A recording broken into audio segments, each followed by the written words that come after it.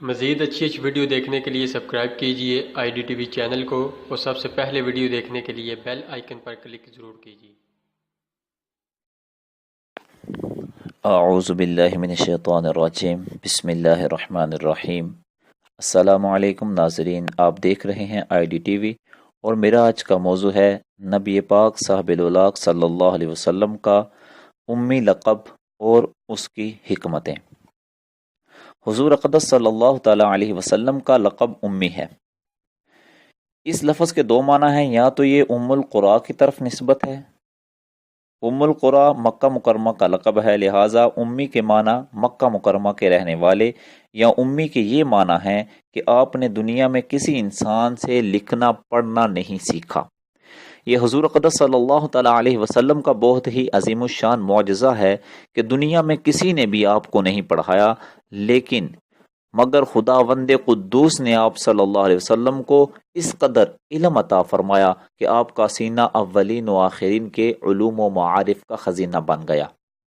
اور آپ صلی اللہ علیہ وسلم پر ایسی کتاب نازل ہوئی جس کی شان تبیان لکل شیء، یعنی ہر چیز کا روشن بیان ہے۔ حضرت مولانا جامی رحمۃ اللہ تعالی علیہ کیا خوب فرماتے ہیں کہ میرے محبوب صلی اللہ علیہ وسلم نہ کبھی مکتب میں گئے، نہ لکھنا سیکھا، مگر اپنے چشم و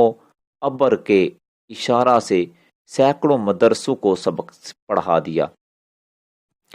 ظاہر ہے کہ جس کا استاد اور تعلیم دینے والا اخلاق عالم جل جلالہ ہو، بھلا اس کو کسی اور استاد سے تعلیم حاصل کرنے کی کیا ضرورت ہوگی۔ اعلیٰ حضرت فاضل بریلوی رحمۃ اللہ تعالی علیہ نے ارشاد فرمایا،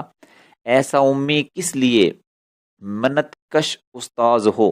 کیا کفایت اس کو اقرا ربکل اکرم نہیں۔ آپ صلی اللہ تعالی علیہ وسلم کے امی لقب ہونے کا حقیقی راز کیا ہے، اس کو تو خداوند علام الغیوب کے سوا اور کون بتا سکتا ہے، لیکن بظاہر اس میں چند حکمتیں اور فوائد معلوم ہوتے ہیں۔ پہلا یہ کہ تمام دنیا کو علم و حکمت سکھانے والے حضور اقدس صلی اللہ تعالی علیہ وسلم ہو، اور آپ صلی اللہ علیہ وسلم کا استاد صرف خداوند عالم ہی ہو۔ کوئی انسان آپ کا استاد نہ ہوتا تاکہ کبھی کوئی یہ نہ کہہ سکے کہ پیغمبر تو میرا پڑھایا ہوا شاگرد ہے۔ اور دوسری وجہ یہ کہ کوئی شخص کبھی یہ خیال نہ کر سکے کہ فلاں آدمی حضور صلی اللہ تعالی علیہ وسلم کا استاد تھا تو شاید وہ حضور صلی اللہ علیہ وسلم سے زیادہ علم والا ہوگا۔ اور تیسری، حضور صلی اللہ تعالی علیہ وسلم کے بارے میں کوئی یہ وہم بھی نہ کر سکے کہ حضور صلی اللہ علیہ وسلم چونکہ پڑھے لکھے آدمی تھے، اس لیے انہوں نے خود ہی قرآن کی آیتوں کو اپنی طرف سے بنا کر پیش کیا ہے، اور قرآن انہی کا بنایا ہوا کلام ہے۔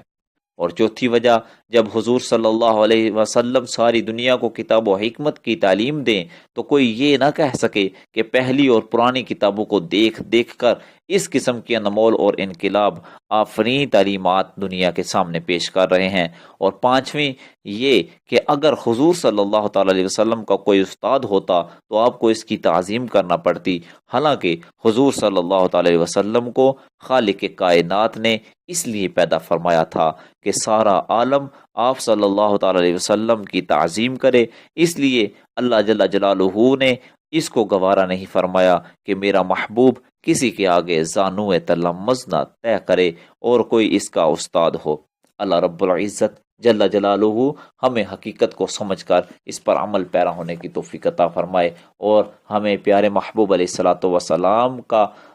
عشق اور محبت عطا فرمائے۔ وآخر دعوانا الحمد للہ رب العالمین۔